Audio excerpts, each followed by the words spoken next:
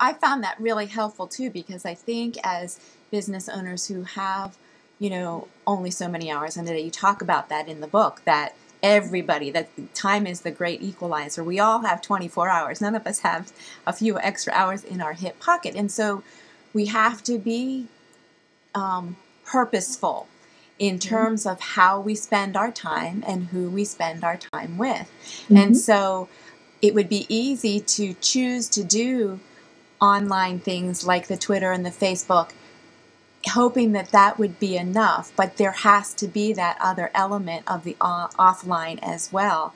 And it helped me understand how you justify time when you go to networking events where you are going to be doing face-to-face, or even traveling to another city to go to a conference. If you've already established some connections and you're going to see people there, then it is a great opportunity to add a new dimension to those relationships with folks that you're trying to, get to know better and get them to know you better. So I really enjoyed that concept. I thought that was personally very helpful to me.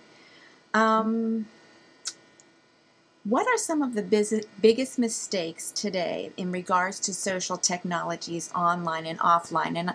And also, can you maybe tie that into how to balance and not let this be an all-consuming thing? Because I think that is one of the mistakes that we can make, is that we can be plugged in and not know how to unplug. And with small business owners especially, I think that's a huge a challenge for us. Yeah, absolutely. Well, mistakes online that I see frequently would be small business owners, even major brands, right on up, and everywhere in between.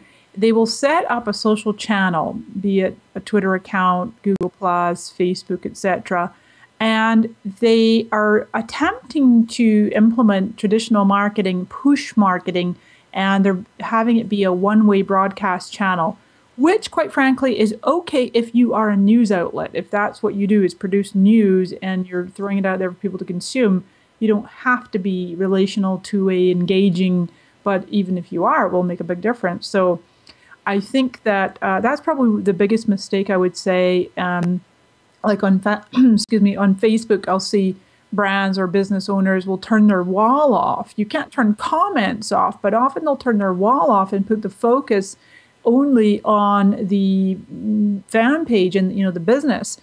I think what that ends up communicating, and this is a personal choice, there's no hard and fast rules and how it must be done this way. I just know, for me personally, when I land on a fan page where the wall's turned off or it's set to be post by the page only, then it sends the message of saying, hey, look, we kind of only care about ourselves and we want to just hide our fans in behind here. We don't want to hear from you. And but the thing is that what's happening, I think that one of the major fears that people come up against is the fear of negative comments. They're actually, oh my God, don't write on our wall. We're terrified of how to deal with negative comments. And the thing is that having in place a social media policy, knowing like a crisis management system, in knowing, okay, how are you going to handle negativity when it does come up? You get rid of spam and trolls and people that are just there to hassle you.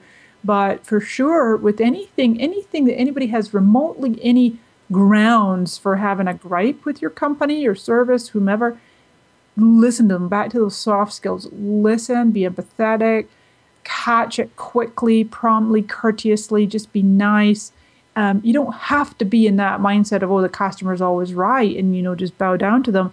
But by being kind and hearing out the complaint, you can actually dramatically turn a situation around and turn someone into a customer for life. And everybody else is watching. It's kind of like you have all these spectators and going, oh my God, did you see how companies, X handled that situation? That's amazing. And so that's probably one of the main things, like I say, is that the one-way broadcast channel.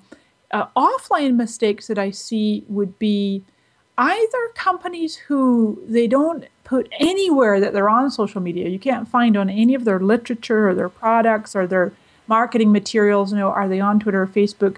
They'll either do that or they'll go kind of the other way, where I see there's a lot of big brands. And our fabulous friend Gary Vaynerchuk talks about this. Earlier this year, he and I were speaking at an event in Norway, and Chris Brogan was there as well. And he's like, Chris and Maury, will you guys help me to take this back to the US and make sure that all TV ads and all billboard ads and anywhere where there's a big brand advertising, they don't just have the Facebook logo and the Twitter logo and just say, come find us. You have to spell it out. Facebook.com/target. That's where Target is. Because otherwise, people go, well, gee, what is the URL? And they have to search, especially if Target's obvious, but if you don't have an obvious name, then anyway, that's the mistake anyway offline, is people not like spelling out. Even though it's super obvious to you, tell people this is where you go, Facebook.com/your name, Twitter.com/your name, and that really helps people. Tying it into the second part of your question about, making sure it's not all consuming, the bottom line is systems.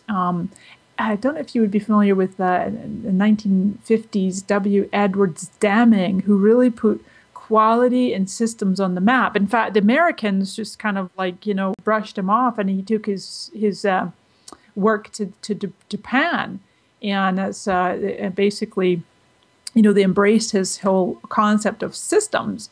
And he came up with this quote that is 94% of failures in business are systems failures, not people failures, systems failures. And so when you can, even though social media is this huge, unwieldy, fluid, thing that could literally take 24/7 if you allowed it to, you have to come at it as a bit more of a systematic approach.